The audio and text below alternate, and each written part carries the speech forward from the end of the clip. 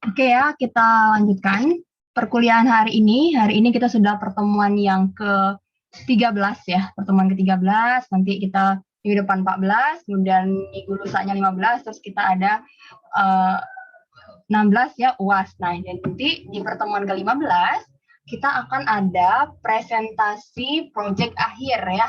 Nah, karena kan kita pertemuan kita hanya sampai 16, jadi di pertemuan ke-15 kita akan ada presentasi proyek akhir karena mata kuliah ini kan berbasis proyek ya. Jadi nilai yang paling besar itu ya yang menyumbang besar itu adalah di proyeknya. Sehingga kalian harus bersungguh-sungguh dalam mengerjakan proyeknya. Nanti di pertemuan ke-15 akan ada presentasi project. Jadi projectnya itu kalau bisa sampai jalan menunya. Tapi kalau nggak bisa sampai ke prototipe-nya juga nggak apa-apa gitu. Yang penting jelas ya, jelas tampilannya, menu-menunya apa saja gitu kan. Kemudian skenario ujinya seperti apa ya, seperti itu harus jelas gitu. Tapi ya usahakan lah ya, usahakan sistemnya itu jalan, usahakan gitu itu. Oke, hari ini kita akan membahas mengenai teknik pengujian perangkat lunak ya, karena pengujian ini kan merupakan suatu yang ini ya, suatu tahapan dalam SDLC ya, masih ingat ya? Apa aja sih tahapan yang ada di SDLC ya, System Development Life Cycle. Kalau kita melihat dari metode pengembangan perangkat lunak seperti waterfall ya, waterfall kan masih ingat ya, tahapannya yang pertama kali itu ada apa analisis ya, analisis, kemudian analisis, terus desain, implementasi ya, implementasi, terus sini ada pengujian, terus sini ada perawatan. Oke, nah ini ya kalau di dalam sistem development life cycle ya, daur hidup perangkat lunak ya, jadi ini kita harus melewati beberapa tahapan ini. Yang pertama kita melakukan analisis ya, menganalisis, kita mencatat, mengumpulkan ya semua requirement yang dibutuhkan untuk membangun perangkat lunak ini. Kemudian jika tahapan analisis ini sudah clear, kemudian kita masuk ke tahapan desain. Di sini kita mendesain data, mendesain antarmuka ya. Kemudian tahapan ketiganya implementasi. Di sini programmer bekerja ya, membuat codingnya. Di sini tahapan ketiga ini implementasi. Kemudian tahapan yang ketiga itu adalah pengujian. Setelah implementasi ya, tahapan keempat berarti itu adalah pengujian. Nah, di sini hari ini kita akan membahas mengenai tahapan pengujian ini ya, karena ini merupakan suatu tahapan yang penting ya dalam SDLC. Di tahapan pengujian hari ini kita akan bahas teknik pengujian perangkat lunak, karena ada beberapa macam teknik pengujian perangkat lunak, itu akan kita bahas satu-satu ya. Oke, nah kita lihat dulu ya, kenapa sih pengujian perangkat lunak ini menjadi sangat penting ya. Kenapa sih penting sekali kita melakukan pengujian perangkat lunak? Karena kalau kita pikir, kita kan sudah bangun ini sistem, ngapain sih lagi repot-repot ya mau menguji sistem ini? Oke, ya kita lihat di sini kenapa pengujian perangkat lunak ini menjadi sangat penting kita lakukan ya. Di sini ada, kita lihat dulu latar belakangnya.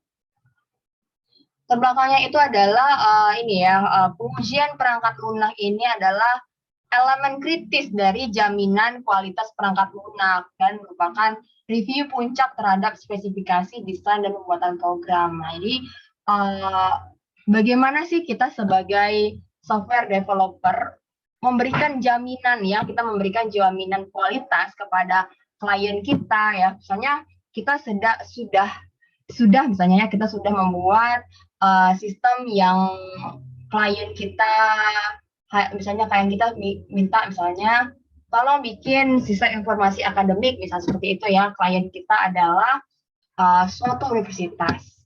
Oke, kita sudah bikin ini ya, sudah bikin sistem informasi akademik yang diminta oleh suatu universitas, kita sudah bikin. Nah, bagaimana kita bisa menjamin bahwa sistem yang kita bikin itu udah betul atau udah benar nggak ya, udah sesuai nggak sih dengan keinginan klien kita gitu. Jadi kita nggak bisa bilang sama klien kita bahwa sistem ini yang kami bangun itu sistemnya udah bagus sekali gitu kan ya, udah bagus sekali, udah oke, nggak ada errornya. Bagaimana kita bisa menjamin itu gitu ya, menjamin kualitasnya. Nah, untuk kita menjamin kualitas suatu perangkat lunak, ya kita harus lakukan yang namanya pengujian. Jadi sebelum kita deploy ya, sebelum kita deploy kepada klien kita harus lakukan yang namanya pengujian perangkat lunak terlebih dahulu ya, supaya kita bisa menjamin kualitasnya. Nah, di sini katanya bahwa pengujian perangkat lunak itu menghabiskan 40% dari pekerjaan proyek. Artinya pengujian ini lebih lama waktunya ketimbang kita melakukan desain atau melakukan proses coding itu lebih lama gitu. Karena dia menghabiskan 40% dari total pekerjaan proyek. Jadi 40%-nya sendiri itu adalah kegiatan pengujian. Artinya kegiatan pengujian ini ya elemen yang sangat penting sekali di dalam tahapan kita membangun perangkat lunak. Oke, nah untuk proyek yang membahayakan nyawa manusia, misalnya kayak apa ya? Kayak membuat gedung tinggi atau apa gitu ya, biaya pengujian itu bisa 3-5 kali proyek biasa seperti itu.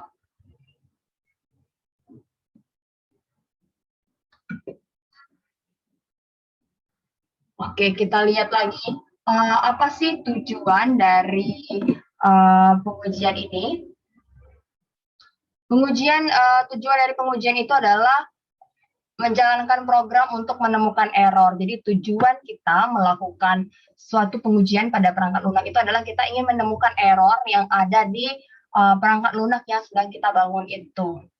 Nah, di sini kita kenal dengan namanya test case ya. Nanti kita akan belajar apa sih test case itu ya. Nah, test case yang bagus itu adalah yang memiliki kemungkinan terbesar untuk menemukan error yang tersembunyi.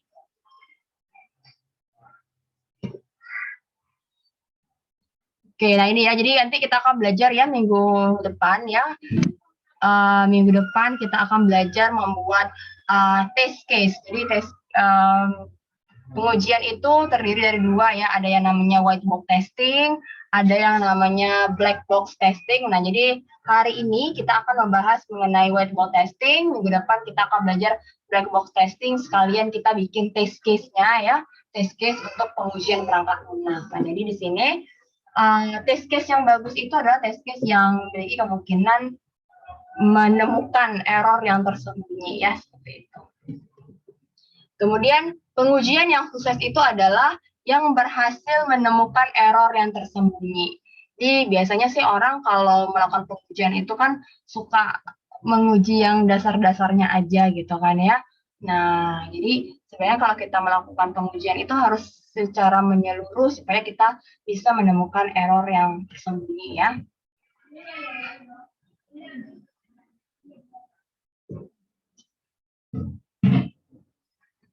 Oke, nah di sini ada beberapa prinsip pengujian ya. Pertama harus bisa dilacak ya sampai ke kebutuhan customer, harus direncanakan sejak model dibuat. Jadi sebenarnya test case itu sebenarnya ya harus kita bikin sejak model atau sejak desain dibuat itu sebenarnya ya.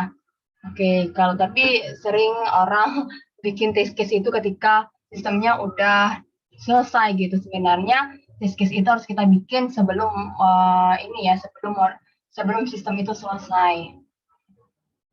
Kemudian kita lakukan pengujian itu dari yang unit yang kecil-kecil dulu ya. Nanti ada istilahnya unit testing ya, baru kita menuju ke pengujian yang besar. Kemudian dilakukan oleh pihak ketiga yang independen. Karena kalau hanya developernya aja yang melakukan pengujian kan kadang tuh suka ini ya tidak objektif ya. Misalnya dia hanya mengetes pada menu-menu tertentu aja gitu kan, dia tidak dilakukan test case sampai keseluruhannya. Oke, jadi nanti ada beberapa tahap pengujian ya, ada misalnya pengujian versi beta, alpha gitu kan ya. Misalnya kalau pengujian yang pertama itu dilakukan oleh developernya, kemudian pengujian kedua itu dilakukan oleh kliennya seperti itu. Jadi lebih baik kita dilakukan pengujian itu oleh pihak ketiga ya, supaya lebih objektif seperti itu. Nah, jadi di sini kita kenal dengan testability ya, di mana testability ini adalah kemudahan untuk diuji. Jadi ada karakteristik dari pengujiannya itu namanya prinsipnya itu adalah operability, artinya sistem ini mudah digunakan. Kemudian ada observability, mudah diamati, controllability, mudah dikendalikan ya, kemudian decomposability, mudah diuraikan. Beberapa prinsip-prinsipnya ya. Ini ya untuk pengenalan aja. Simplicity, lingkup kecil ya, seperti mudah diuji. Jadi kalau kita melakukan pengujian itu, kita lakukan pengujian di unit-unit terkecil terlebih dahulu ya, supaya lebih mudah dilacak dan lebih mudah diuji. Jadi kita lakukan pengujian di lingkup yang lebih kecil dulu. Kemudian ada stability, understandability ya, jadi mudah dipahami dan jarang berubah. Ini hanya untuk pengenalan aja ya, beberapa prinsip karakteristik dari pengujian. Nah, jadi yang saya sempat singgung sedikit ya mengenai macam-macam testing ya, macam-macam testing ya, macam-macam teknik pengujian perangkat lunak itu ada dua. Yang pertama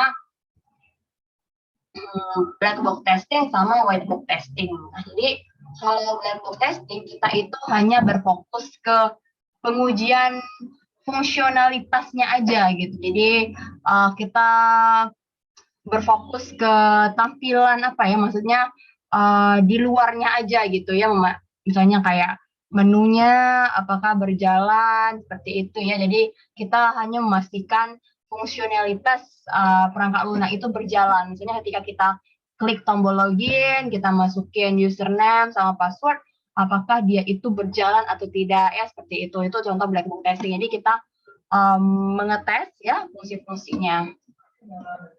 Kemudian kesesuaian input dengan output. Ya misalnya apa ya? Misalnya ketika kalian menginputkan, misalnya kayak contoh login ya, menginputkan username dan password yang betul, maka akan berhasil login ya, seperti itu. Nah, ketika menginputkan username dan password yang salah, tentunya kan ada notifikasi username, password salah seperti itu kan ya. Nah, itu kesesuaian antara input dan output. Nah, itu nanti kalau di black box testing kita lebih berfokus ke itu ya, fungsionalitas, kesesuaian input dan output ya, seperti itu.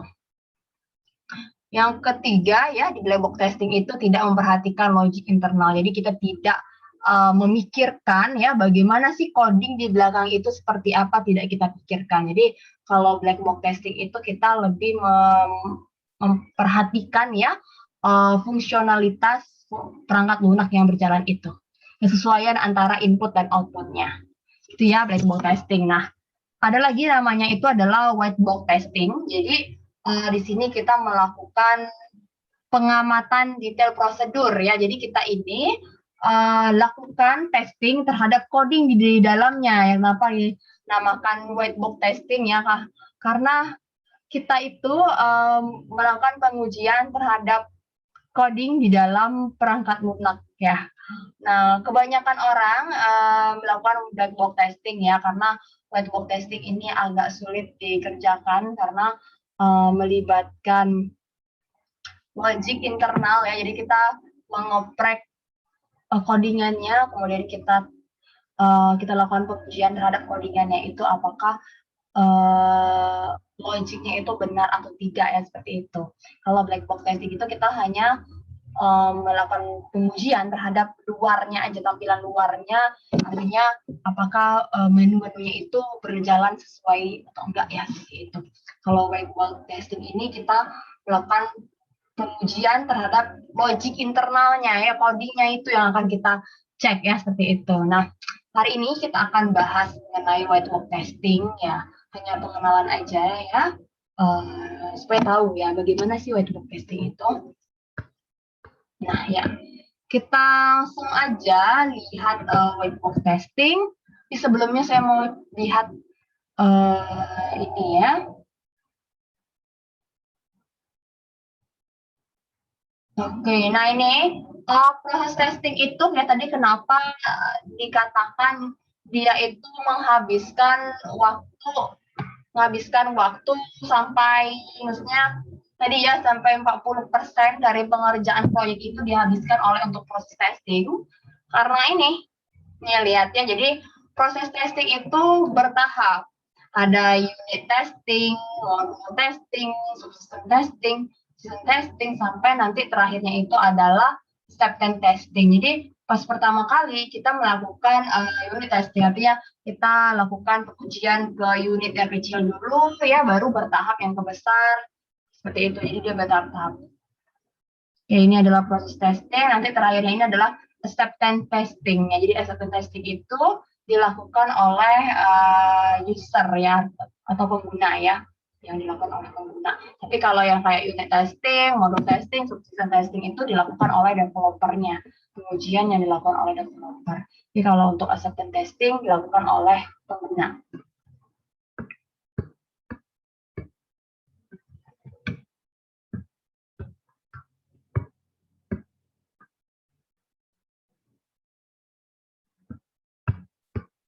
Oke, kita lihat lagi.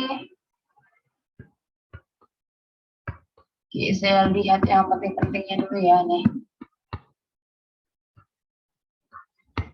Nanti yang black box testing ini akan kita bahas ya minggu depan mengenai black box testing. Ya, di hari ini kita fokus ke white box testing dulu ya. Oke, nah ini apa sih sebenarnya yang kita lakukan dalam white box testing? Nah ini ya, kalau kita lihat di ilustrasinya seperti ini.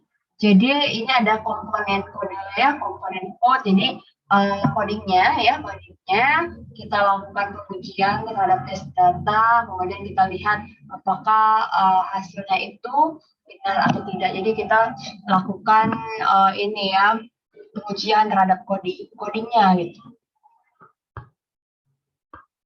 Nah ini kita langsung aja masuk ke white box testing. Nah di sini white box testing ini adalah cara pengujian dengan melihat ke dalam modul untuk meneliti kode-kode program yang ada, serta kita menganalisis apakah ada kesalahan atau tidak ya. Makanya di sini white box testing ini agak lebih sulit ya, karena kita masuk ke dalam codingnya itu, modul-modul yang ada dalam codingnya. Kemudian kita teliti coding-codingnya itu ya pada programnya. Kemudian kita analisis apakah ada kesalahan atau tidak ya, seperti itu. Jika ada modul yang menghasilkan output yang tidak sesuai dengan proses bisnis yang dilakukan, maka baris-baris program ya atau parameter yang terlibat tersebut kita cek, kemudian kita perbaiki dan di-compile ulang. Nah, jadi kita kalau white box testing ini kita berfokus kepada coding programnya ya, kita tes coding programnya.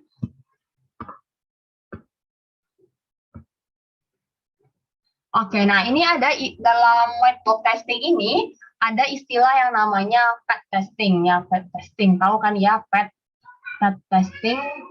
Nah, jadi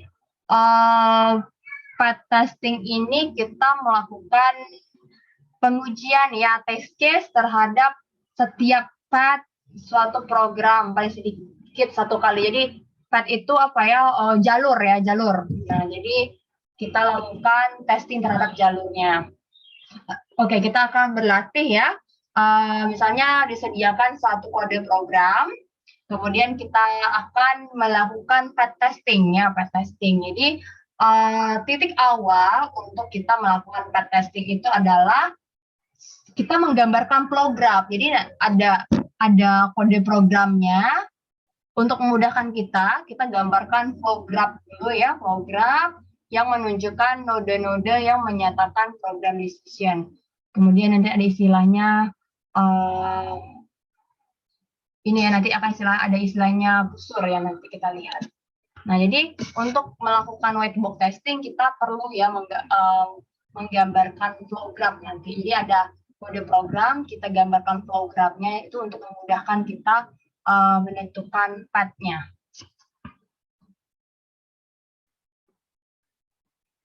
Nah, apa sih itu ya? Jadi sebelum kita mencoba untuk melakukan white box testing, kita terlebih dahulu kenalan lagi nih dengan yang namanya program flow graph.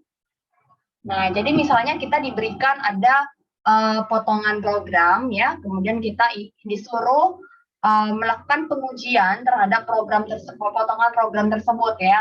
Nah, yang harus kita lakukan pertama kali untuk memudahkan kita dalam melakukan pengujian terhadap program tadi adalah kita menggambarkan yang namanya itu flow graph. Nah, jadi flow graph itu apa? Flow graph itu adalah menggambarkan alur kontrol ya. Jadi setiap cabang ditunjukkan oleh path terpisah dan loop, nanti kita akan lihat ya. Kemudian nanti kita akan kenalan yang namanya ada cyclomatic complexity ya. Cyclomatic complexity itu rumusnya adalah jumlah H dikurang jumlah node tambah 2. Oke, nah, cyclomatic complexity itu apa? Jadi cyclomatic complexity itu menyatakan jumlah tes untuk menguji control statement ya. Mungkin masih belum paham ya, kita akan cobakan aja langsung ya. Nah, kita akan cobakan aja langsung. Nah, seperti ini. Jadi di dalam white box testing kan kita diberikan potongan kode program. Jadi untuk memudahkan kita dalam melakukan white box testing ya, kita menggunakan notasi flow graph ini untuk memudahkan kita. Nah, jadi kita menggambarkannya itu ya dengan notasi flow graph. Nah, ini ada notasi dari flow graph. Misalnya kalau potongan programnya itu berbentuk sequence ya, sequence. Nah, ini dia bentuk programnya seperti ini. Kalau ada if berarti cabang ya, kecabangan. Kalau ada while seperti ini ya, while. Oke, kalau ada case seperti ini mungkin kita contohkan ya. Mana ya contohnya itu? Oke, saya ya, biar lebih ini ya paham, kita lihat contohnya. Di sini ada website yang kemarin sudah saya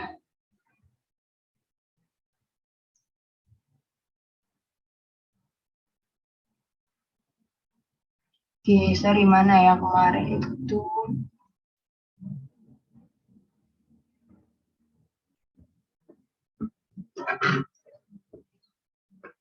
Nah, ini ya. Ini lumayan bagus ya, meskipun dia berbentuk blogspot ya, tapi ya lumayan lah bisa jadi bahan pelajaran kita. Di sini kita akan menggambarkan flow graph. Jadi dalam melakukan white box testing kita perlu menggambarkan flow graph ya. Jadi apa sih flow graph itu? Flow graph itu adalah diagram alur kontrol ya. Nah, jadi bentuknya seperti ini, contoh flow graph ya. Kalau dia berbentuk sequence, nah, dia seperti ini. Ini artinya suatu program yang berurutan ya, contoh seperti ini. Kita langsung aja masuk ke contohnya, misal seperti ini. Kita punya potongan program seperti ini ya. Pertama, read X, read Y, write X, write Y. Ini kayak potongan program untuk apa? Membaca input, kemudian menuliskan output ya. Nah, misalnya seperti ini kita punya potongan program read X, kemudian read Y, habis itu write X, write Y. Nah, itu potongan programnya ya. Nah, jadi ini kan pekerjaan yang sequence ya, berurutan 1, 2, 3, 4 ya. Nah, jadi kita menggambarkan flow graph-nya ya seperti ini aja karena dia sequence ya, berurutan. Jadi read X pertama. Abis read X ngapain? Read Y. Ini 2. Abis read Y ngapain? Read X. 3. Habis write X, apa lagi? Write Y. Nah, sehingga ini ya, bentuk flow graph-nya seperti ini, karena dia pekerjaan yang sequence ya, berurutan nih. Berurutan. Oke, berurutan seperti ini. Oke. Kemudian kita lihat lagi contoh ya. Ini ada, nah ini yang lumayan agak kompleks. Jangan yang kompleks dulu deh, yang ini aja deh dulu. Nah, kita lihat nih, misalnya kita ada potongan program seperti ini. Read A, kemudian modulo 2 sama dengan 0, ya. Jadi misalnya kalau A modulo 2 sama dengan 0 terpenuhi, maka write A genap. Else, ya selainnya, write A ganjil, and if. Nah, ini bagaimana kita menggambarkan flow graph-nya. Ingat ya, di sini tadi kita ada, nah ini ya contoh flow graph. Kalau seandainya dia itu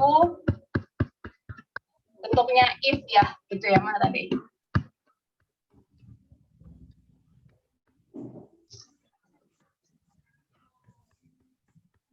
Nah ini ya, kalau dia bentuknya if ya, ada percabangan if, maka bentuk notasinya seperti ini ya kan, karena dia kan ada if itu kan, if then ini, else ini ya, seperti itu ya. Nah, sehingga kalau ada programnya itu adalah if ya, percabangan, maka bentuknya itu seperti ini dia, cabang. Jadi kalau ada while seperti ini. Ya, itu contoh dari notasi dari flow graph. Nah, kita balik lagi ke contohnya. Oke, kita lihat contohnya ya. Ini kalau if seperti ini, kalau while seperti ini ya. Nah, ini kita lihat yang lebih sederhana. Oke, mungkin bisa di-mute dulu ya yang rumahnya deket jalan atau apa ya, soalnya kedengeran banget itu bunyi apa, mobil atau apa. Nah, nanti mengganggu teman-temannya. Oke ya, kita lanjutkan lagi. Nah, di sini kita punya potongan program seperti ini. Kita akan melakukan pengujian terhadap potongan program ini. Apakah potongan program ini tuh sudah logiknya itu udah betul atau enggak ya ini. Oke, kita coba ya. Di sini kita pertama read A. Oke, ini adalah proses membaca inputan A ya. Kemudian habis itu, if M modulo 2 sama dengan 0, maka kerjakan write A genap. Selainnya, kalau ini tidak terpenuhi, maka kerjakan write A ganjil dan selesai. Nah, seperti ini. Ini kan ada if ya. If ya di sini. Ya, maka di sini pekerjaan pertama ini ya, ada respons ya. Read A. Habis read A ngapain? Nah, kemudian kita masuk ke ini ya, pekerjaan kedua ini.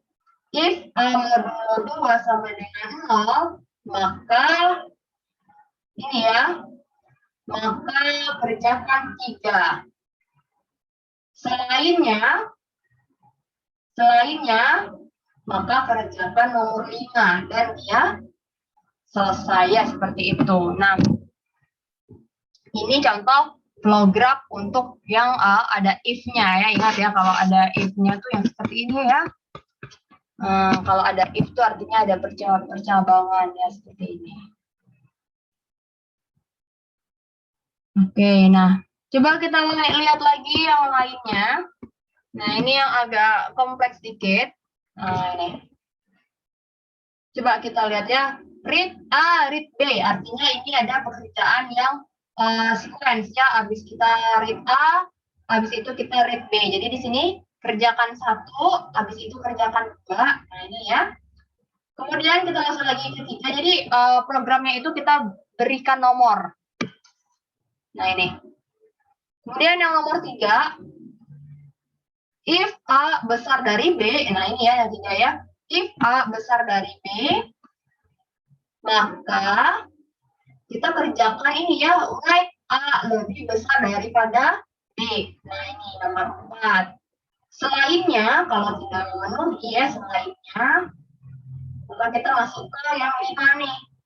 Else, if A besar, else, if A kecil dari B, then lakukan ini ya nomor 6 ya, write B lebih besar daripada A. Selainnya A sama dengan B. Oke, kemudian and if 9 selesai ya. 9 selesai. Ini juga ya. 9 selesai di sini. Nah, ini bentuk flow graph-nya.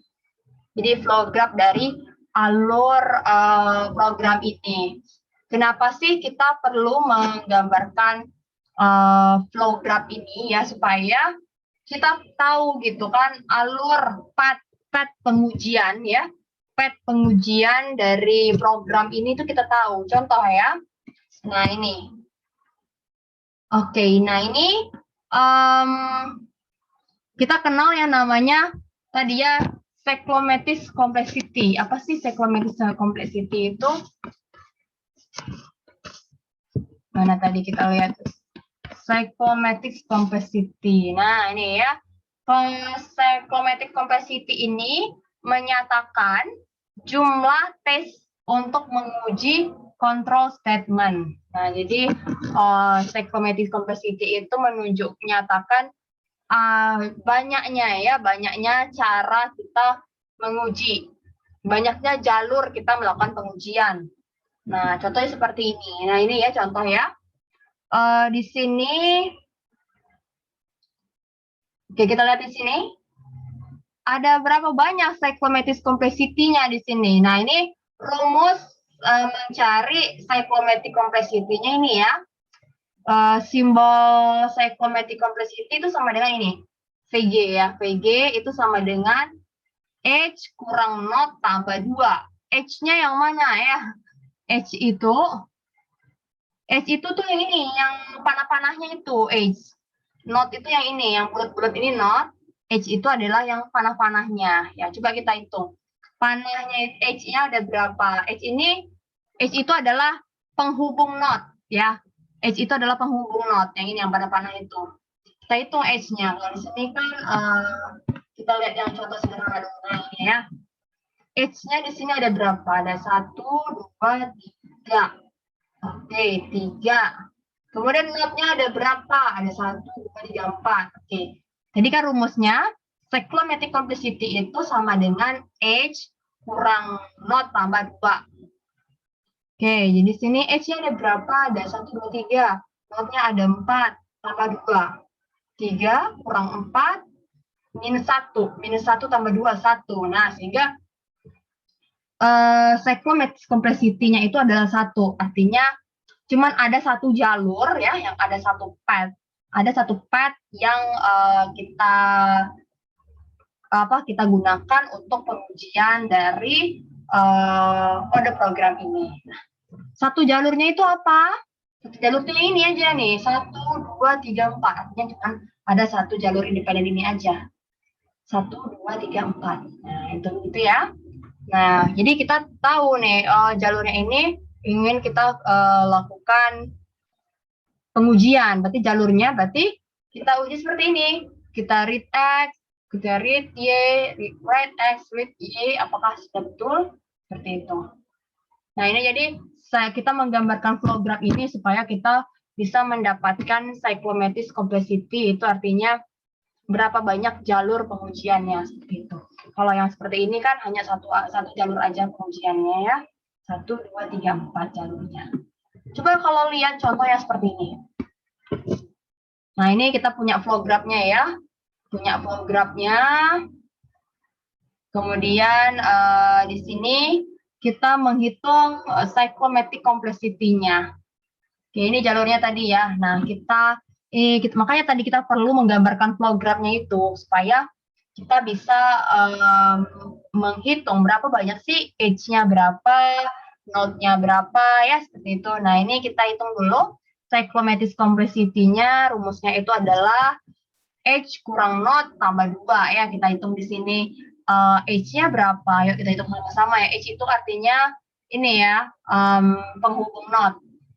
Oke, H-nya ini 1 ya, 2, 3, 4, 5, 6, 7, 8, 9. Mana nih, betul nggak? Saya hitungnya 1, 2, 3, 4, 5, 6, 7, 8, 9. Ada yang kurang nih. Harusnya 10 nih, ada yang kurang dia. 7-nya nggak ada ya, dan 7-nya nggak ada nih. Jadi dia, misalnya saya hitung ya, 1, 2, 3, 4, 5, 6, 7, 8, 9. Salah, dia salah gambar nih.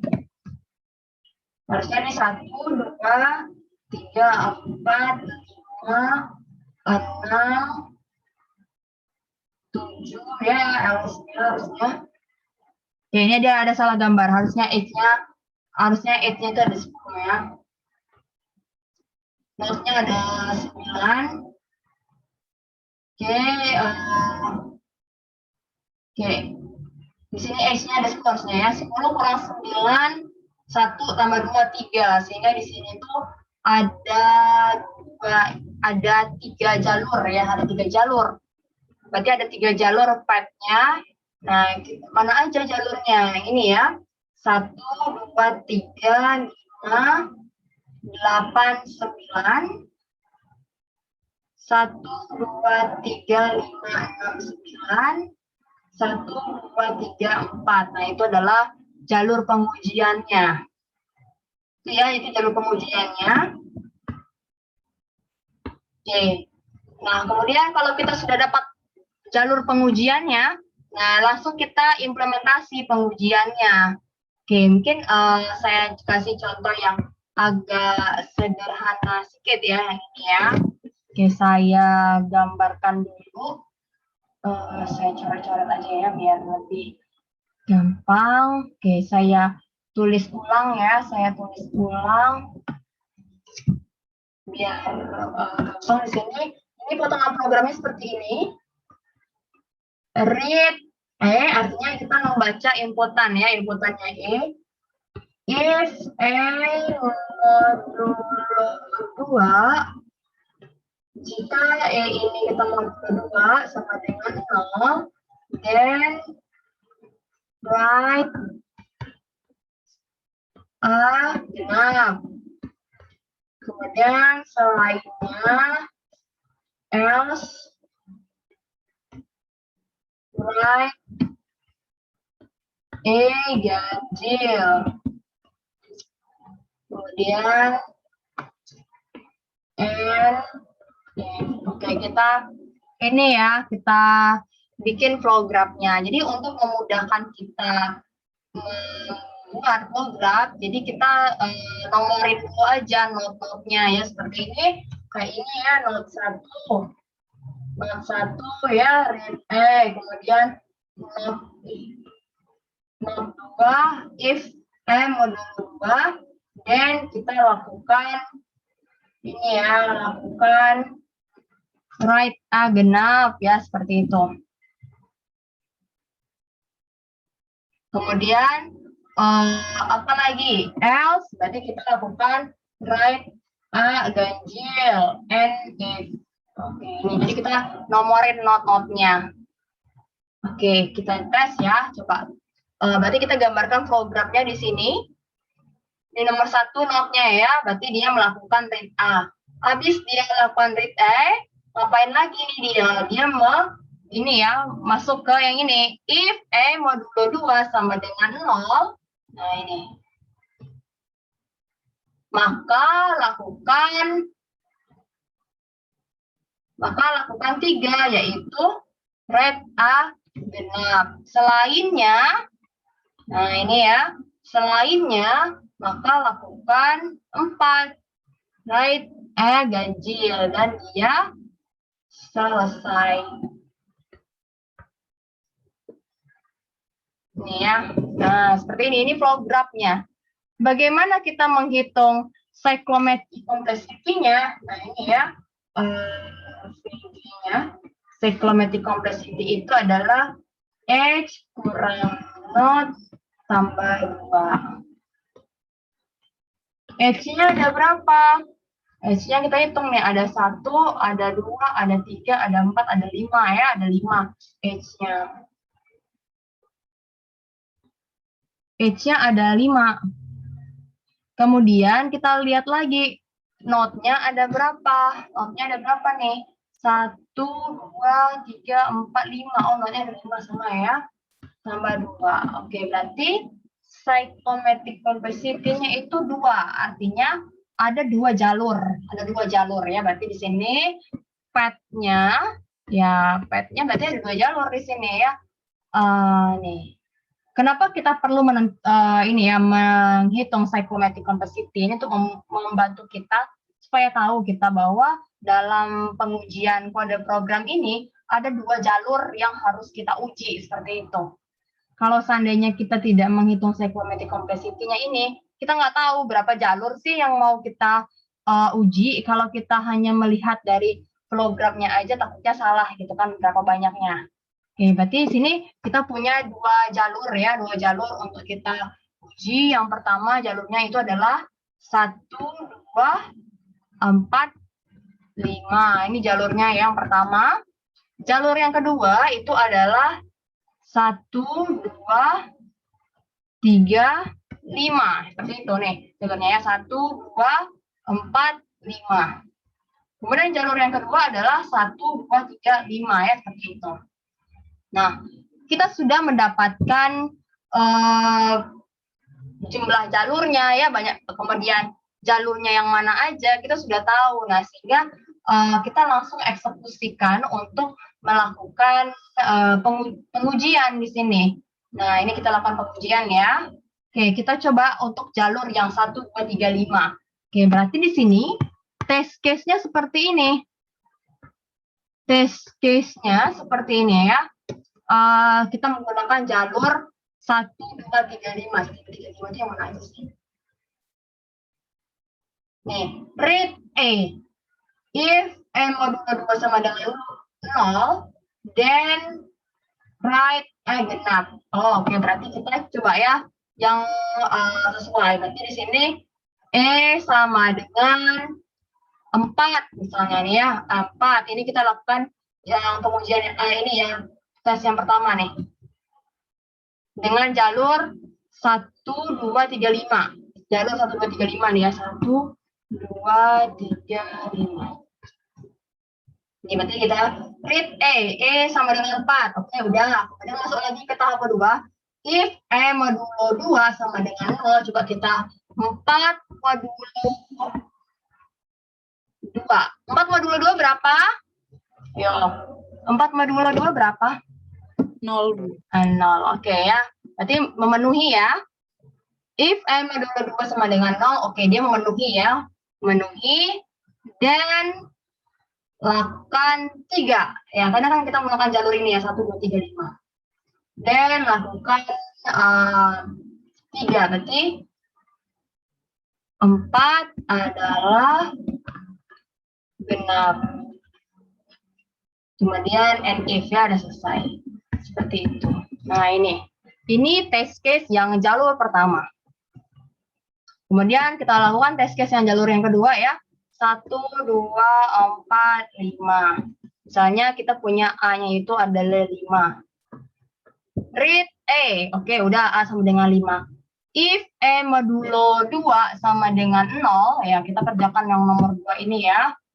Jika A itu 5 modulo 2 sama dengan 0, apakah 5 modulo 2 sama dengan 0?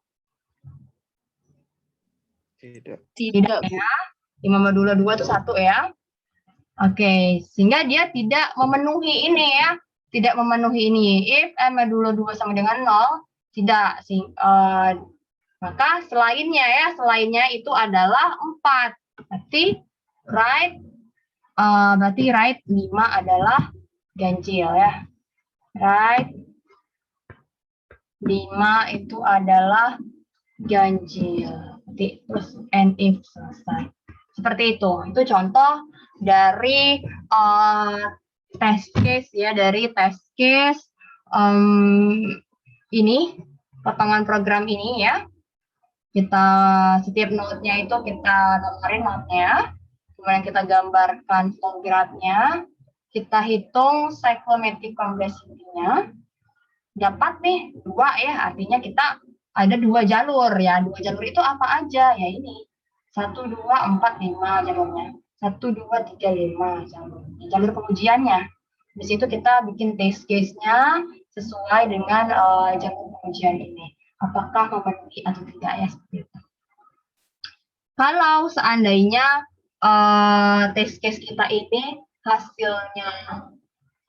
hasilnya salah gitu kan ya, anggap aja yang ini tadi hasilnya salah, berarti kalau di programnya ini salah gitu. Ya, contoh white box testing yang ini sederhana sekali ya. Oke, silakan rekan-rekan kalau ada pertanyaan silakan ya. Jangan malu-malu, silakan yang ingin bertanya seputar white box testing ini. Oke, silakan. Oke, silakan ya.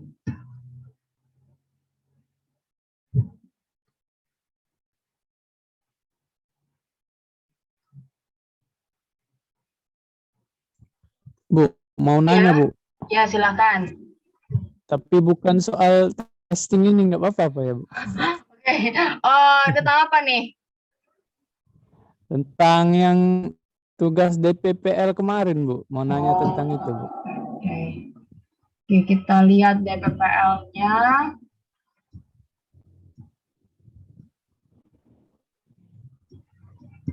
Oke, bagian mananya?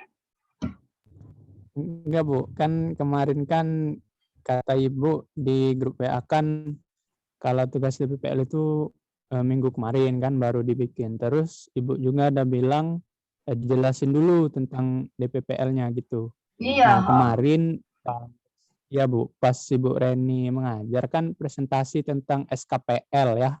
SKPL yang minggu lalunya tuh.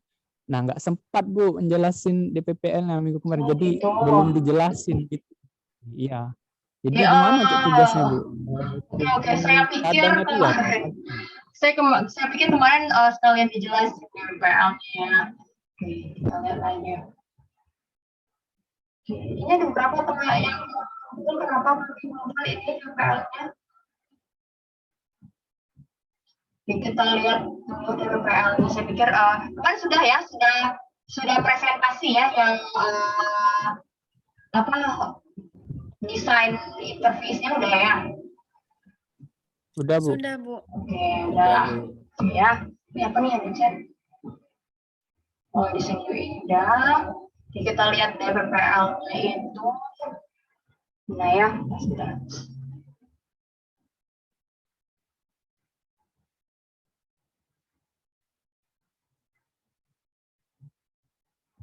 Jadi DPPL itu adalah dokumen yang perlu kita siapkan untuk pada proses ini ya, pada proses melakukan tahapan desain ya. Oke, jadi ketika tahapan analisis requirement kita itu udah fix ya, jadi kita selanjutnya pada tahapan desain kita bikinkan juga ya dokumentasi yang namanya DPPL ya. Dokumen ini ya perancangan perangkat lunak. Nah, jadi isinya di sini DPL itu ya ini ya spesifikasi untuk tampilan interface-nya, kemudian datanya seperti itu. Kita lihat dulu.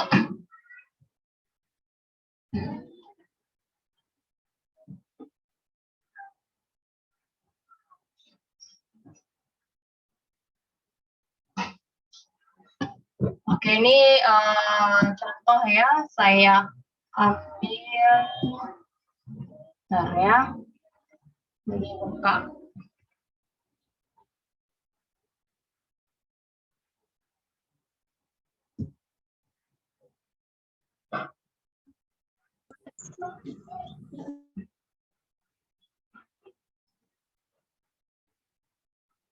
Deskripsi perancangan perangkat lunak di DPL itu ketika kita melakukan proses desain ya, kita perlu membuat dokumentasi ini ya namanya DPPL, deskripsi perancangan perangkat lunak. Oke, ini contoh ya, contoh dari DPPL dari IPB ya, punya adik kelas saya. Berapa nih tahun 2016 ya. Oke, jadi DPPL isinya lebih ke ini ya, spesifikasi untuk tampilan, kemudian data ya. Oke, kita lihat di bab satunya dulu. Di bab 1 seperti biasa ya, ada ini secara umum aja ya, misalnya tujuan penulisan dokumen, misalnya di sini kita sudah tahu lah ya, dokumen ini digunakan untuk perangkat lunak untuk acuan teknis ya, ini seperti umum sekali. Kemudian lingkup masalah yang kalian jelaskan lah ya, lingkup masalah sesuai dengan kasus masing-masing ya, daftar akunni. Oke. Nah, yang pertama itu adalah konseptual data model ini karena dia langsung aja bisa juga sih ke physical data model. Ini silahkan kalian bikin ini ya, kelas diagram ya. Jadi physical data model ini ya, data fisik. Jadi di sini kita menggambarkan kelas diagram. Kalau seandainya menggunakan object oriented, kalian bisa membuat di sini kelas diagram ya di sini, karena dia di physical data model ini menjelaskan bagaimana sih bentuk datanya ya, kelas-kelas yang ada di dalam perangkat lunak ini kelasnya apa aja. Jadi physical data model kalian bikinkan kelas diagram.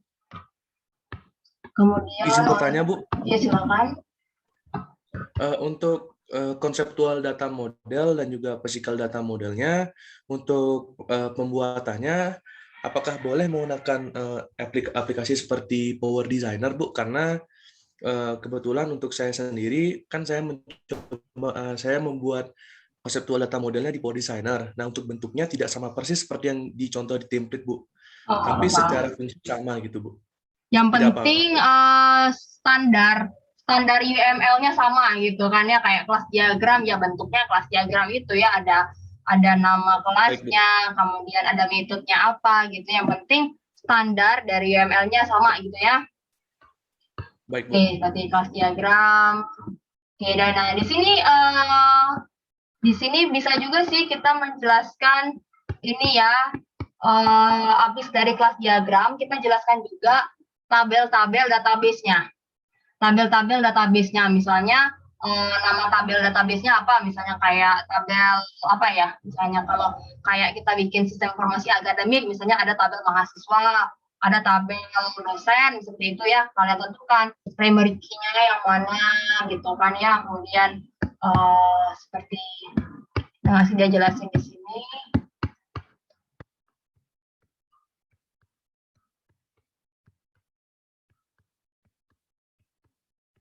Dia di sini nggak terlalu lengkap ya.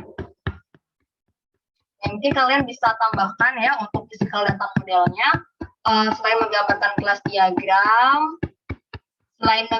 kelas diagram, jadi juga menggambarkan ini ya, tabel-tabel database-nya apa, misalnya tabelnya apa aja, primary key-nya apa ya, kemudian atributnya apa aja di dalam itu. Nah, seperti ini ya. Nah, ini. Misalnya nama tabelnya apa gitu kan ya. Atributnya itu apa aja. Misalnya gitu. Terus tipe datanya apa, terus apakah dia boleh null atau tidak ya, seperti itu.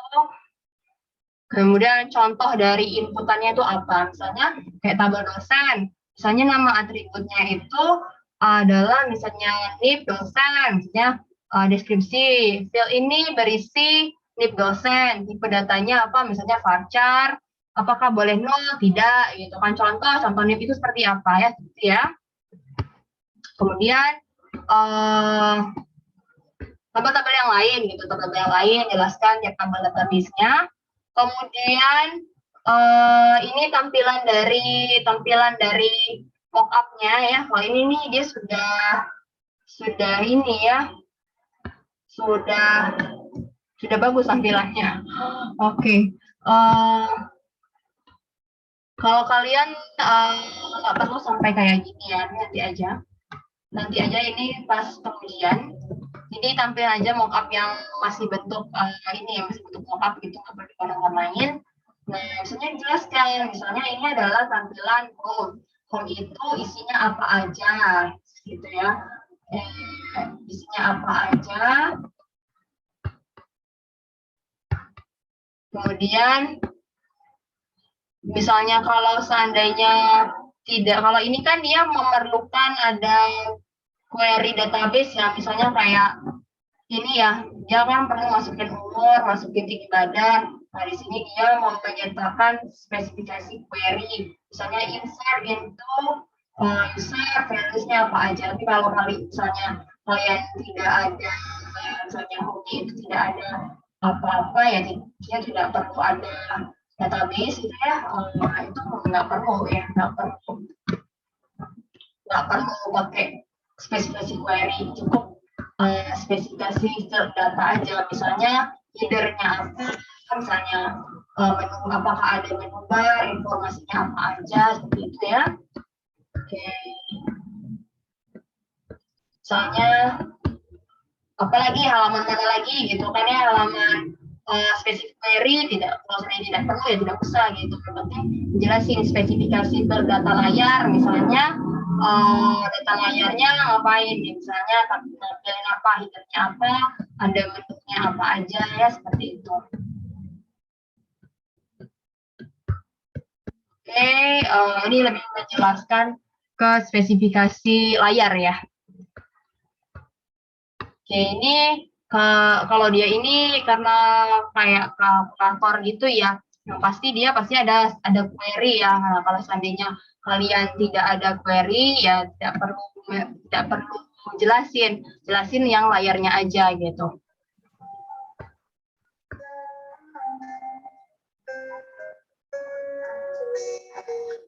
Oke, Oke, ini contoh dari spesifikasi proses algoritma, misalnya apa ya, misalnya login gitu kan ya, login. Nah, apa yang dilakukan pada login itu, misalnya cek apakah username dan password sudah terisi dan match dengan database. Jika belum, maka balik lagi ke halaman awalnya else, berarti dia masuk, seperti itu ya. Ini kita menjelaskan spesifikasi proses atau algoritma yang ada di sistem kita, seperti itu. Ya, kemudian nah ini ya kayak login gitu ya, kayak login, tampil login nih ya. Nah, ini sini ada spesifikasi query fungsi login, insert into user, values-nya apa gitu kan, ini halaman login. Kemudian tampilan layarnya ya kita sebutin, header-nya apa, header-nya itu isinya apa, menu bar-nya, informasinya apa, fiturnya apa, seperti itu ya. Kemudian ada kayak apa nih, text field, karena di situ ada text field ya, di sini ya. Ada text field, kita kasih spesifikasinya bahwa text field ini jenisnya form, digunakan untuk mengisi username sama passwordnya admin ya, seperti itu. Kemudian ini proses algoritmanya, di fungsi logout, segala macam. Udah itu aja sih, jadi isinya tadi ya tentang database-nya, kemudian spesifikasi dari layarnya kita jelasin, misalnya header-nya isinya apa, kemudian footer-nya, menunya, terus halaman yang tengah-tengahnya bodinya isinya apa, kemudian apakah dia itu ada query database atau tidak ya, seperti itu dijelaskan. Oke, gimana? Halo, tadi yang nanya gimana jadinya? Mungkin udah clear atau gimana? Iya Bu, udah clear Bu. Makasih banyak Bu penjelasannya. Iya. Oh, nanti ini DPL-nya saya kasih lagi waktu 5 hari lah ya, nggak usah lama-lama, 5 hari saya perpanjang. Jadi bagi yang kalau seandainya saya perpanjang 5 hari, bagi yang udah ngumpulin bisa diupdate nggak, atau perlu saya hapusin dulu semuanya? Kalau di Spadani saya nggak kurang tahu nih, apakah bisa diupdate gitu atau perlu dihapus? Kalau saya kasih perpanjang waktu, bisa ditimpa nggak gitu kalau yang udah ngumpulin? Di chat. Tidak bisa update jika di submit. Oke, berarti setiap anak ini, setiap mahasiswa yang mengumpulkan di Spada, saya maksudnya saya bikin, ada istilahnya itu perbaiki, revisi gitu kan ya. Kalau revisi dia bisa diupdate lagi ya, nanti saya revisi satu-satu supaya bisa diupdate lagi ya. Tolong diperbaiki DPPL-nya bagi yang karena saya bikin revisi satu-satu, jadi tolong di-submit baru gitu ya. Oke, bagi mahasiswa UNJA, di LMS-nya itu saya perpanjang 5 hari, kan bisa ya dia diupdate. Kalau di LMS UNJA bisa diupdate. Kalau saya tambah harinya, dia akan otomatis bisa update. Oke ya, ini masalah DPPL. Kita lanjutkan lagi ke tadi ya, masalah pengujian. Lanjutkan lagi ke pengujian black testing. Oke, kita kasih contoh lagi ke pengujian yang agak ribet sedikit. Mana ya?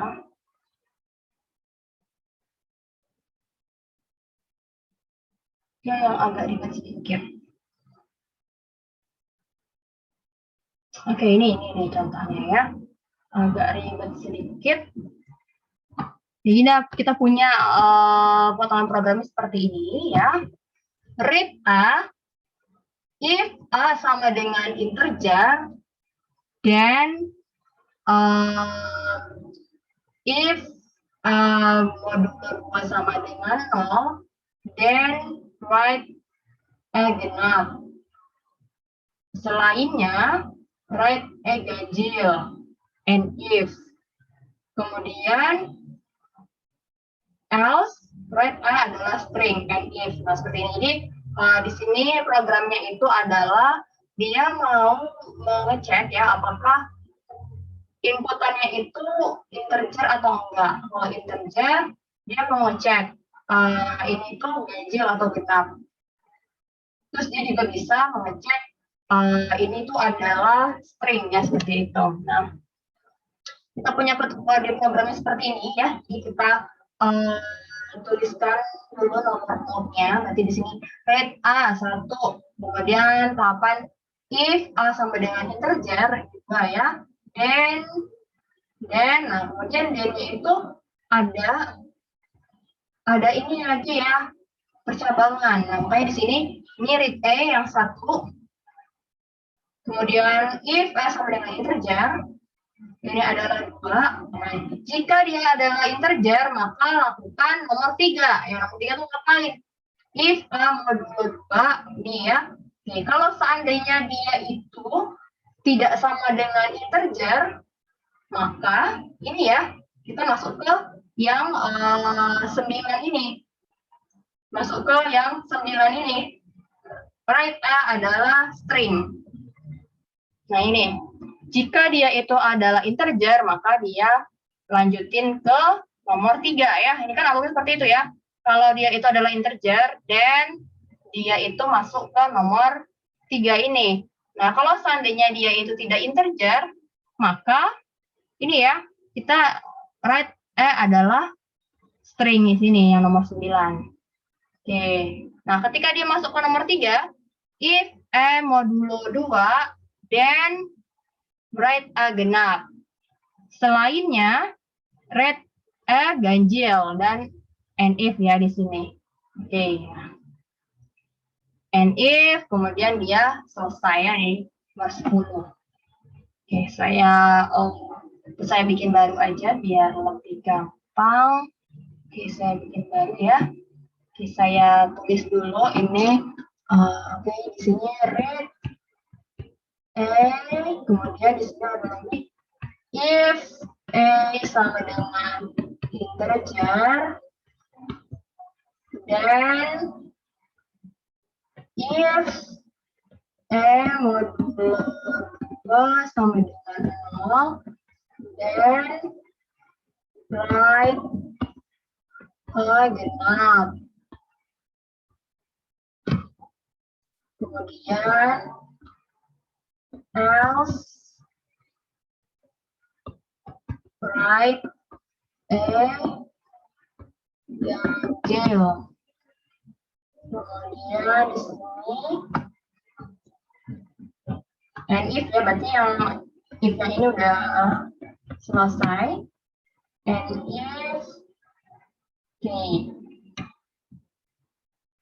berarti di sini else-nya ya, kalau tidak memenuhi A integer, berarti else kita, kalau tidak memenuhi A integer, berarti kita di sini right itu adalah string,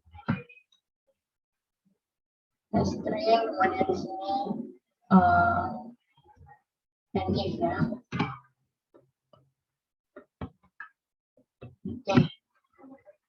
Oke, kita nomorin ya.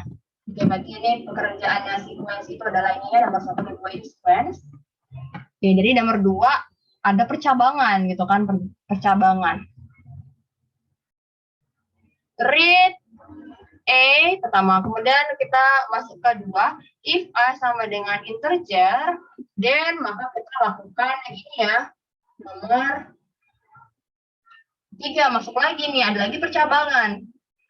If A sama dengan integer, then if A modulo 2 sama dengan 0, then lakukan 4.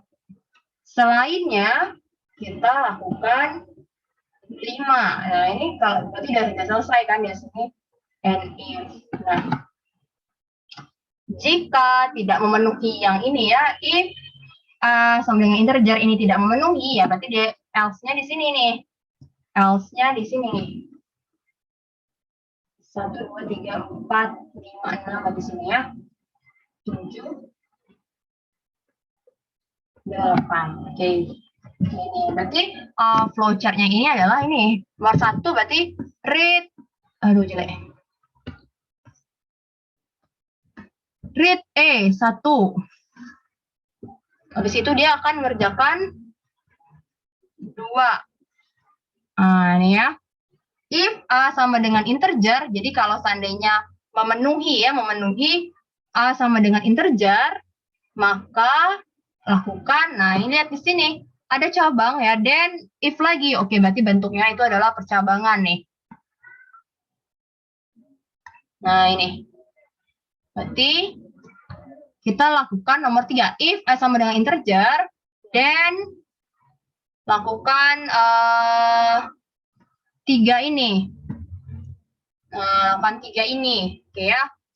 If A sama dengan modulo 2 terpenuhi, then lakukan 4. Kalau tidak memenuhi, maka kita lakukan 5. Oke ya, berarti di sini and if 6 selesai. Oke. Kalau seandainya tidak memenuhi, if A sama dengan integer ini tidak memenuhi, maka di sini kan ada else ya di sini. Else, nah berarti di sini else-nya nih. Else. Nih, jika tidak memenuhi A sama dengan integer, misalnya A-nya itu adalah string ya. String, nah oke, berarti kan dia tidak memenuhi nih. If A sama dengan integer tidak memenuhi, maka dia di sini. Else, write a string ya, berarti di sini. 7. Oke ya, and if untuk semuanya ini selesai. Oke, nah ini bentuk flow graph-nya. Kita hitung ya, cyclomatic complexity-nya ada berapa. Oke, berarti kita hitung VG sama dengan X kurang not tambah 2. X kurang not tambah 2. H-nya ada berapa ya, kita hitung 1, 2, 3, 4, 5, 6, 7, 8, 9, betul nggak ya? 1, 2, 3, 4, 5, 6, 7, 8, 9, 9. 9, Aisyah ada 9. Kurang notnya itu ada 8. Tambah 2. 3, berarti ya ada 3.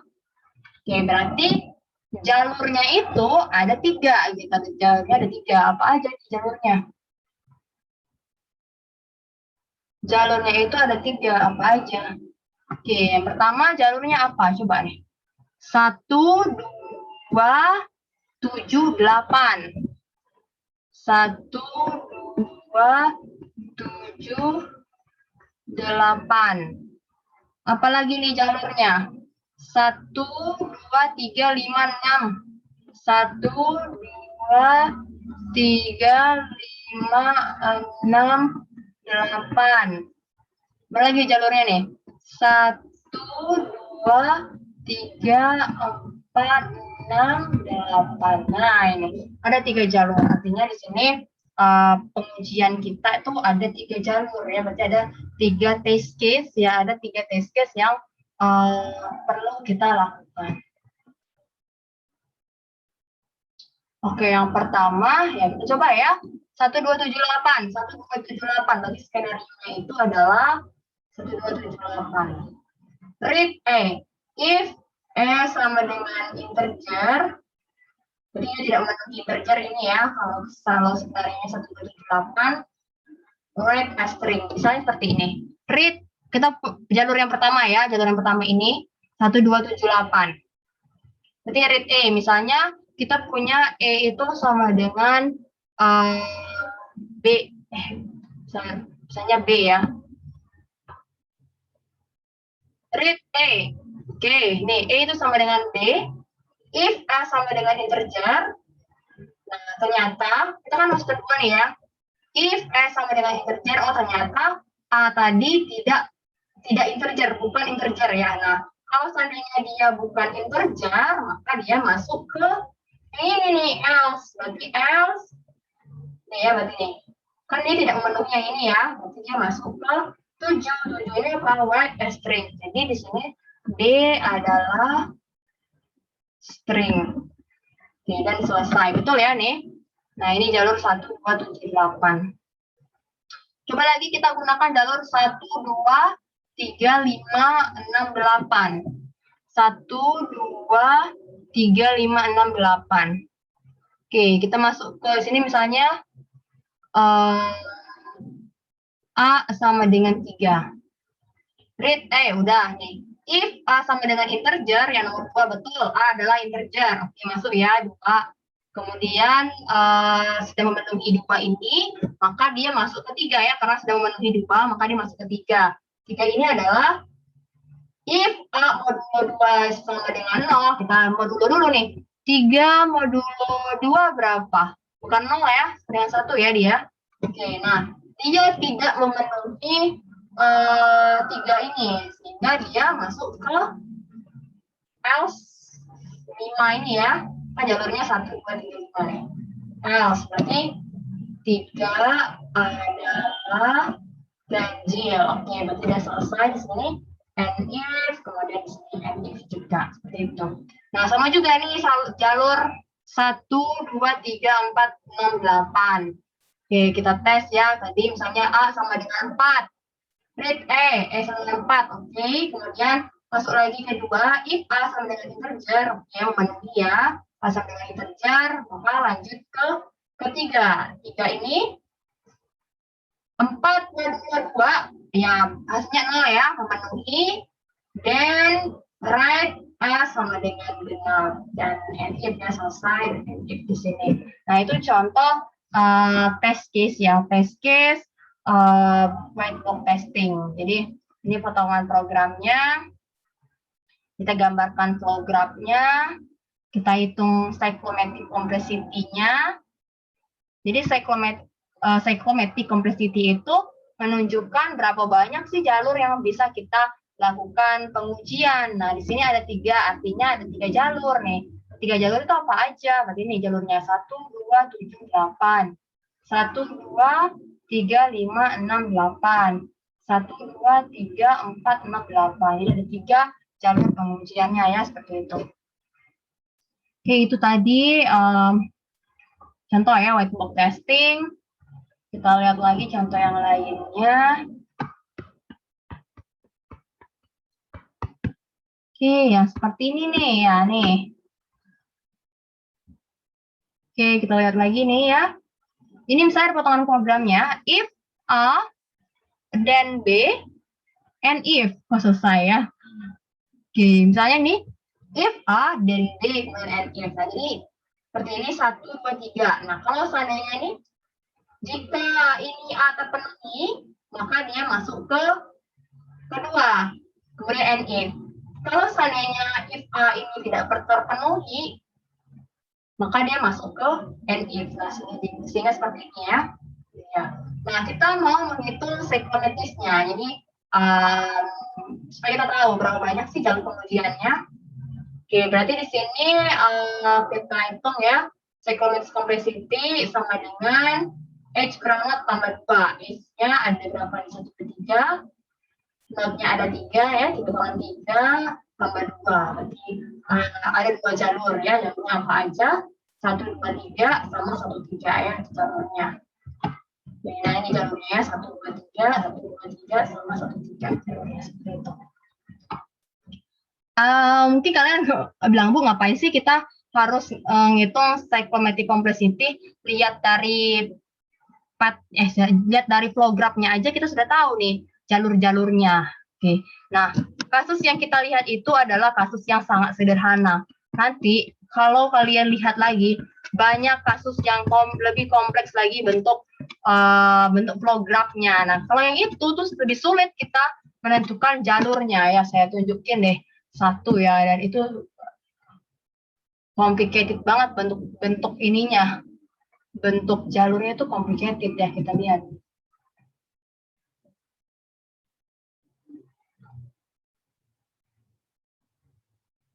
Oke, ya kita lihat ini.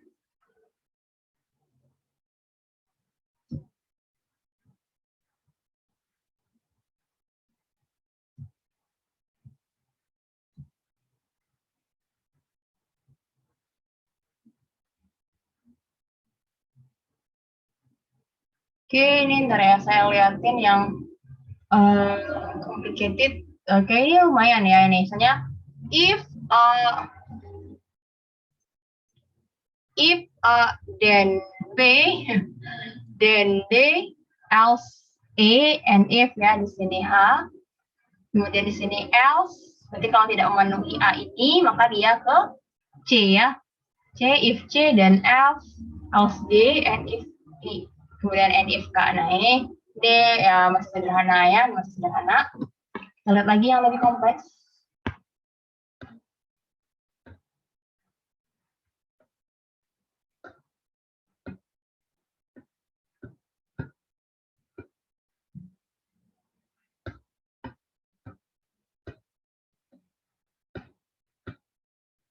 Oke, nah ini ya tahapan kita dalam membuat test case dengan menggunakan cyclometric complexity ya. Yang pertama gitu kita kode tadi ya, source code tadi kita tuliskan urutan node-nya, kemudian kita gambarkan flow graph, kemudian dari flow graph tadi kita hitung ya cyclometric complexity-nya, kemudian sudah dapat cyclometric complexity-nya berapa, kita bikin ya jalurnya, bukan bikin ya, berdasarkan flow graph tadi kita tentukan jalurnya ya, jalurnya sejumlah dari cyclometric complexity tadi. Setelah itu baru kita siapkan test case seperti yang saya kerjakan tadi untuk mengeksekusi tiap jalur tadi. Oke, contoh ya. Ini kita punya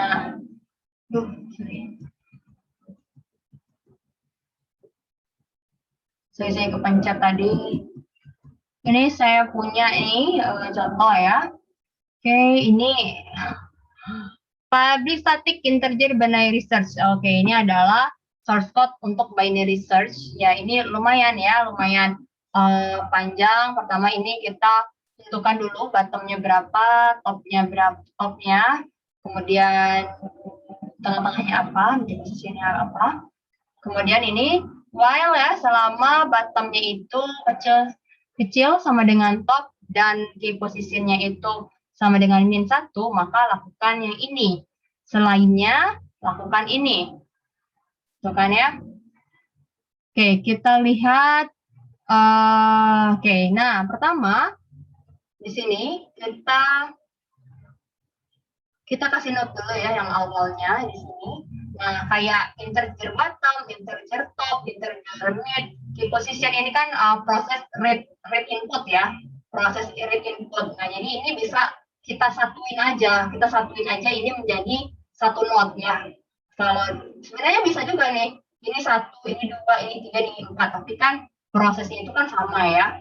Nah, ini bisa kita gabungkan aja menjadi satu node ya, jadi satu node. Ini 1. Nah, ini ada proses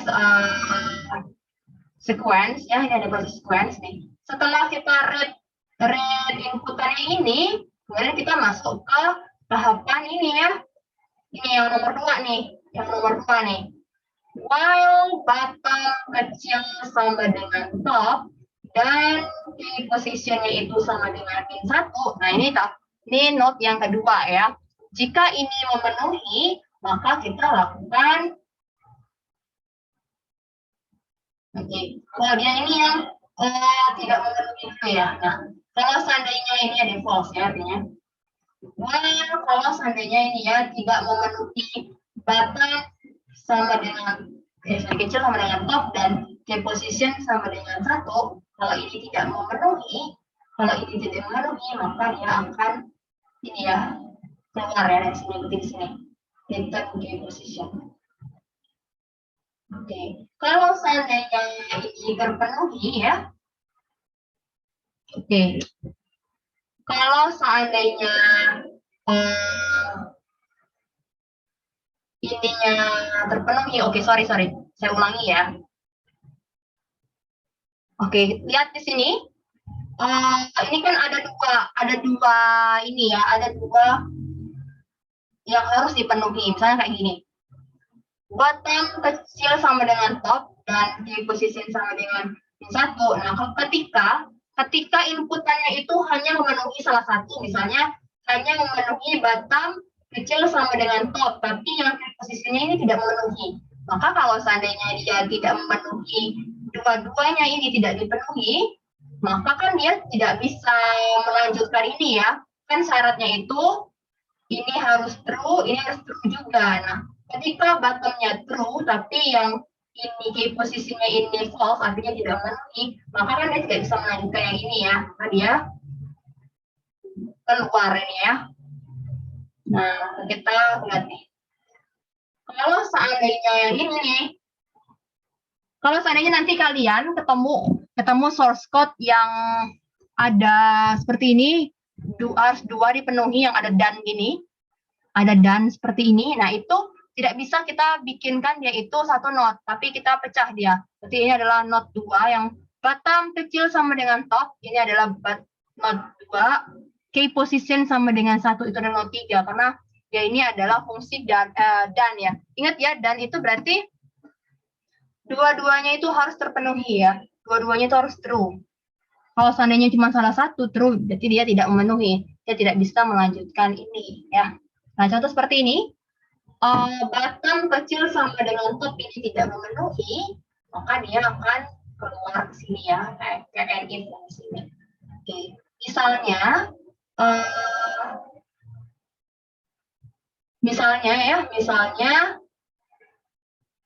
yang misalnya seperti ini, yang duanya ini true ya, misalnya bottom kecil sama dengan top ini true yang memenuhi,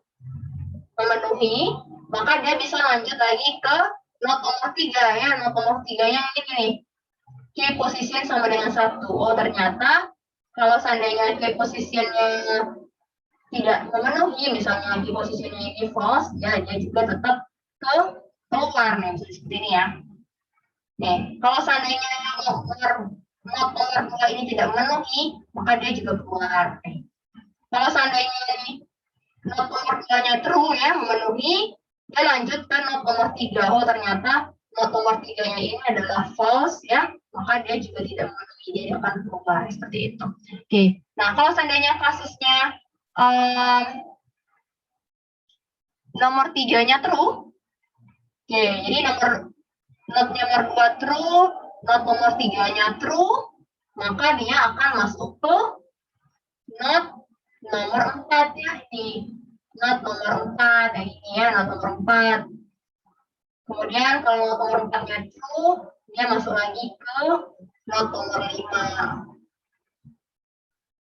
Oke, kalau seandainya nomor 4-nya false ini, if sequence with sama dengan T, kalau dia true kan dia lanjut ke yang not kelima. Kalau dia tidak memenuhi nih, jadi cabang ya.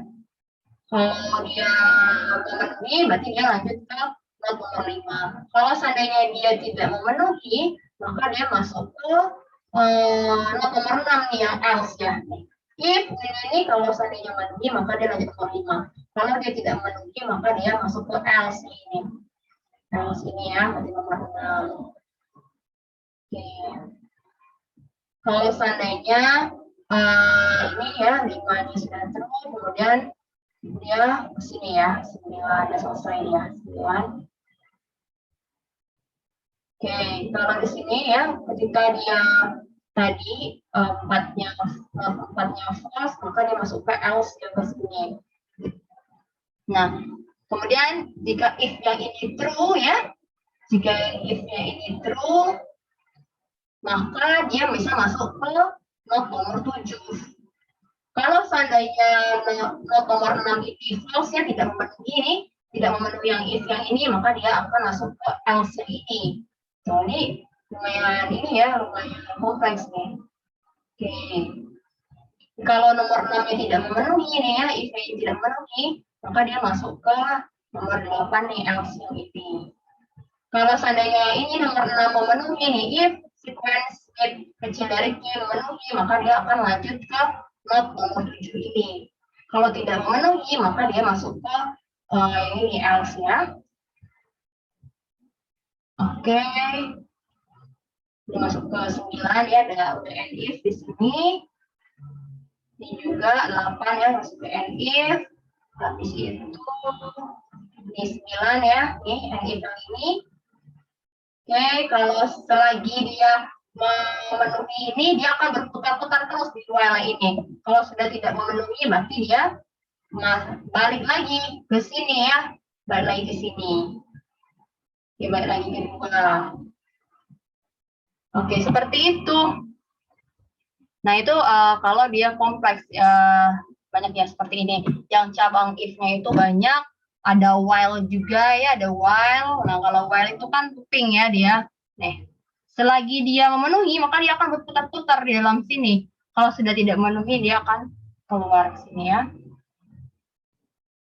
Nah, ini contoh ya. Nah, makanya kita perlu tadi menghitung cyclomatic complexity-nya. Kalau seperti ini kan kita agak kesulitan ya melihat jalurnya.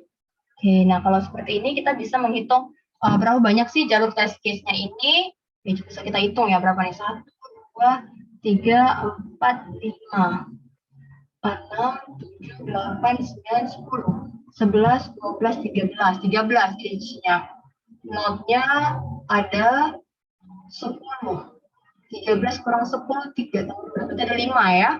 Ada 5 jalurnya, betul nggak nih? 1, 2, 3, 4, 5, 9, 2. Oke, jadi dia tuh berputar-putar ya kalau kayak gini. Di sini ada 5 jalurnya ya. Oke, coba saya tulis aja di sini. Kalau berdasarkan gambar yang tadi ya,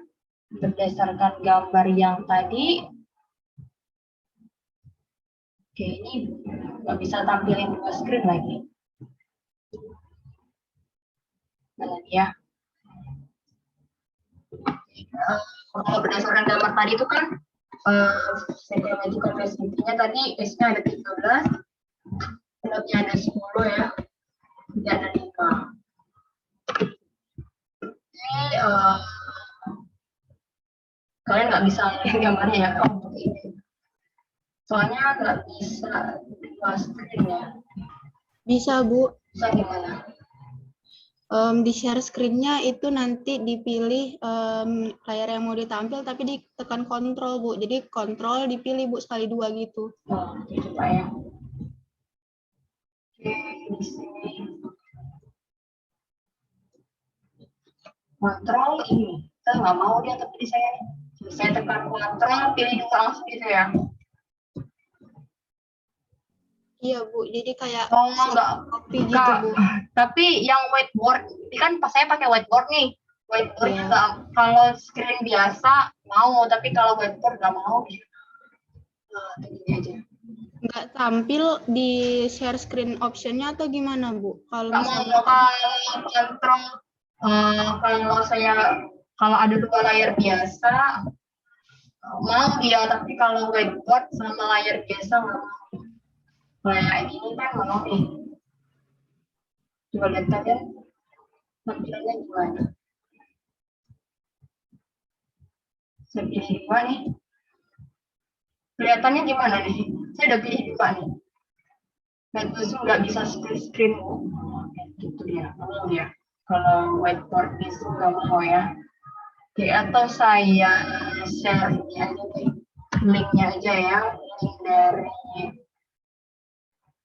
Link dari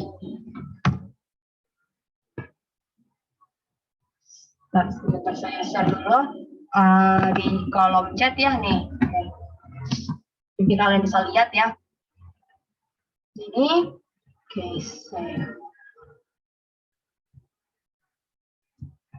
Jadi bisa sama-sama lihat di yang saya share itu ya. Lihat di halaman berapa nih 46. Oke, karena whiteboard di Zoom nggak bisa di split screen ya. Oke, kita langsung tulis ini. Tadi age-nya ada 13. Lihat tuh masih 13. 1, 2, 3, 4, 5, 6, 7, 8, 9, 10, 11, 13, 13. 13 kurang 10, notnya ada 10. Tambah 2 ini ya, 13 kurang 10, 3 tambah 5. Oke, coba kita tes ya. Mungkin kalian lihat di link yang udah saya share tadi di halaman 46. Oke, kita lihat sama-sama jalurnya itu. Berarti jalurnya adalah 1, 2, 3. Yang gampang aja dulu. 1, 2, 10.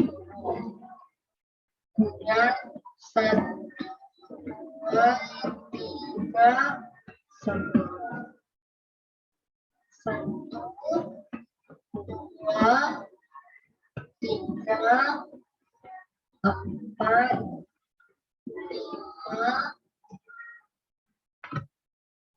5,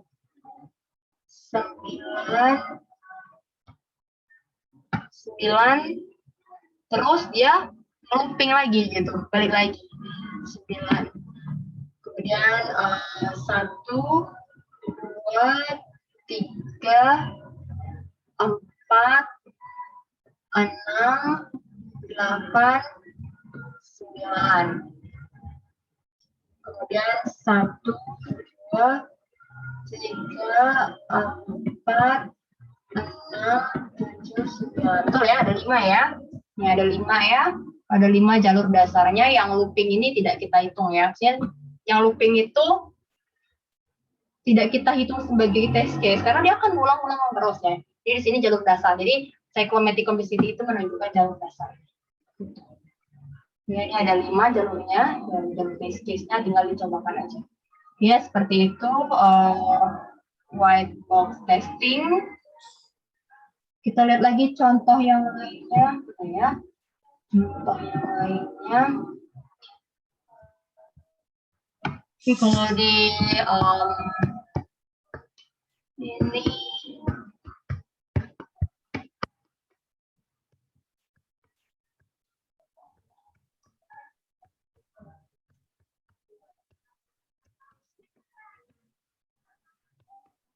kalau ini contohnya bagus saya nggak ada tuh di slide-nya.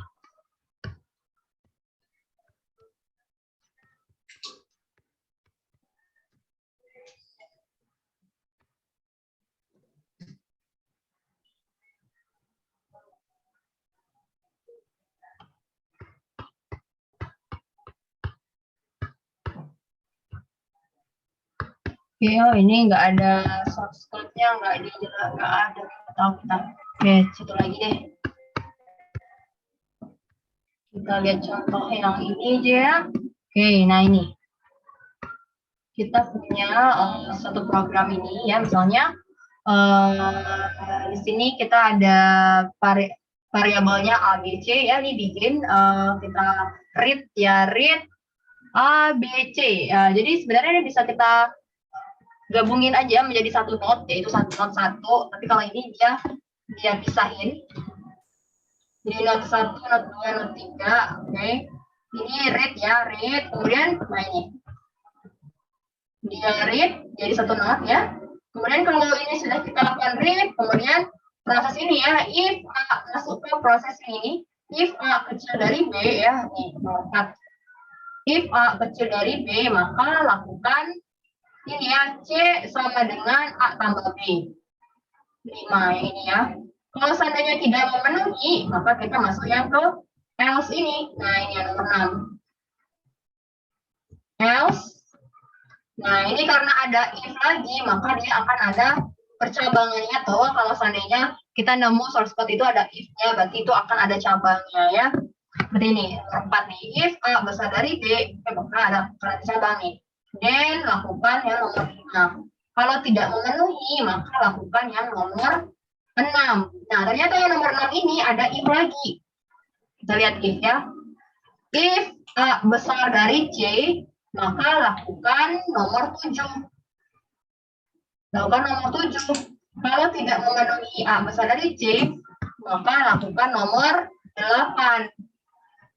Maka lakukan nomor 8 ini ya. Dan and if ya, and if. Ini and if yang buat yang ini ya. Nih, buat yang if yang ini nih. Buat if yang itu. Oke, makanya dia di and if. Kemudian and if yang ini, yang nomor 10 ini buat if secara keseluruhan ini ya. Oke, makanya dia seperti ini. Nomor 10. And if yang dari sini sama sini. Oke, kemudian kita lakukan lagi proses write ini nomor 11. Kemudian lanjutkan ke nomor 12. Ya, jadi kalau seandainya ada if, berarti dia itu cabang ya. Kemudian kita hitung selectomatic complexity-nya, H kurang 0 tambah 2 ya. H kurang 0 tambah 2. Berapa di H-nya nih? 1, 2, 3, 4, 5, 6, 7, 8, 9, 10, 11. Itu nggak sih 11? 2, 3, 4, 5, 6, 7, 8, 9, 10, 11. 11 H-nya. Node-nya ada berapa node-nya? Kalau ini kita hitung satu aja ya. 1, 2, 3 ini kita hitung satu. 1, 2, 3, 4, 5, 6, 7, 8, 9, 10. 11 kurang 10, 1 tambah 2, 3. Betul ya? Ada 3 nih jalurnya nih. Ada 3 nih jalurnya ya. Maka jalur independen yang didapatnya ada 3 jalurnya. Yaitu ini ya. 1, 2, 3, 4, 5, 10, 11, 12. 1, 2, 3, 4, 6, 7, 9, 10, 11, 12. 1, 2, 3, 4, 6, 8, 9, 10, 11, 12. Ada 3 jalur. Nah, untuk mencari psychometric complexity-nya itu, selain rumus H kurang 0 tambah 2, juga bisa juga rumusnya ini adalah P tambah 1. P itu apa? P itu adalah simple predicate, yaitu simple yang node yang memiliki satu atau lebih inputan. Untuk seperti ini. Ini adalah simple predicate nih contoh ya. Nomor 4 ini kan ada cabangnya di 2 nih. Akan ada dua output ya. Ini ada 2 cabangnya. Nih. Ini ada cabang ya. Nah, ini artinya simple predicate-nya ada 2 nih, 4 dan 6. Dia ada cabangnya. Nah, ini ada 2 simple predicate ya, berarti P-nya ada 2 tambah 1 3, betul ya? Ada 3 jalur seperti itu. Di situ kita lakukan test case untuk jalur ini. Lakukan test case untuk jalur ini ya. Oke ya, saya rasa udah paham. Untuk lebih memahami contoh dari whiteboard testing ini, akan saya kasih PR ya, PR-nya satu aja, cuma untuk latihan aja gitu ya. Tapi belum saya inputin ke ini, ke Spada maupun ke LMS-nya. Oke, nah ini ya. Ntar saya share screen. Nah ini PR-nya. Ini ada integer nilai, kemudian read nilai. If nilainya kecil dari 100 dan nilainya besar dari 85, then A. Else, if nilainya ini, then ini. Else, ulang, and if. Nah, kemudian kita gambarin flow graph-nya, kemudian itu psychometric complexity, tentukan path-nya apa aja, kemudian lakukan pengujian terhadap jalur-jalurnya tadi. Nah, ingat bahwa ini kayak gini kan ada done nih, ada done. Nah, ini harus kita pecah node-nya. Kita pecah node-nya ya, nih, kita pecah node-nya. Misalnya anggap aja ya, ini node 1. Nah, ini habis itu lanjutin ke node, ini nilai ini adalah node 2. Kalau node 2-nya true, baru bisa masuk ke node ketiga. Kalau seandainya node keduanya false, tidak memenuhi ini, dia bakal kemana gitu kan ya. Bakal kemana. Kemudian, kalau seandainya ini false ya, mungkin dia akan bakal kemana gitu. Kalau seandainya ininya true, berarti dia akan lanjut ke sini. Dia node yang ketiga. Nah, kalau seandainya node ketiganya ini adalah false, maka dia akan kemana gitu. Oke ya, ini tolong kalian kerjakan ya untuk whiteboard testing di source code-nya ini. Silakan dikerjakan. Ini adalah tugas individu ya, silakan dikerjakan. Insya Allah minggu depan kan kita setelah kalian mengumpulkan semua akan kita ulas ya. Oke, silakan dikerjakan. Nanti akan saya buka di Spada atau di LMS-nya ya. Silakan dikerjakan ya. Flow graph, gambarkan flow graph-nya. Saya tentukan psychometric complexity-nya, tentukan path-nya apa aja, kemudian lakukan pengujian terhadap path-nya itu ya. Oke, saya rasa cukup ya, waktu kita sudah panjang sekali, 2 jam kita belajar ya. Mudah-mudahan apa yang kita pelajari hari ini ada manfaatnya, karena kan kalian semua adalah anak-anak dari bidang informatika ya, akan berkecimpung ke dunia software engineering. Mungkin kalau ada yang minat ke software engineering, nah jadi kalau kita menjadi software engineering, kita harus mempunyai basic lah ya, basic dalam develop suatu software. Nah tentunya nih salah satunya itu adalah pengujiannya, apalagi kalau nanti kalian bekerja di bidang Q&A ya, quality assurance ya, quality assurance tentunya pasti tiap hari makanannya itu adalah testing ya, whiteboard testing atau black box testing ya. Jadi meskipun ketika kita bekerja sebagai quality assurance itu sudah ada sih sebenarnya software yang untuk menguji kode itu apakah berjalan atau tidak, tapi kan harus paham juga ya bagaimana sih proses whiteboard testing itu sebenarnya. Nah, jadi itu sebagai pengetahuan basic lah sebagai kita orang-orang yang bergerak di bidang IT ya. Oke, saya tutup ya. Mudah-mudahan apa yang kita pelajari hari ini bermanfaat. Oke, apa boleh share rekomendasi di Spada? Ya, oke. Akan saya share. Jadi saya upload di YouTube, baru saya share ke linknya ya.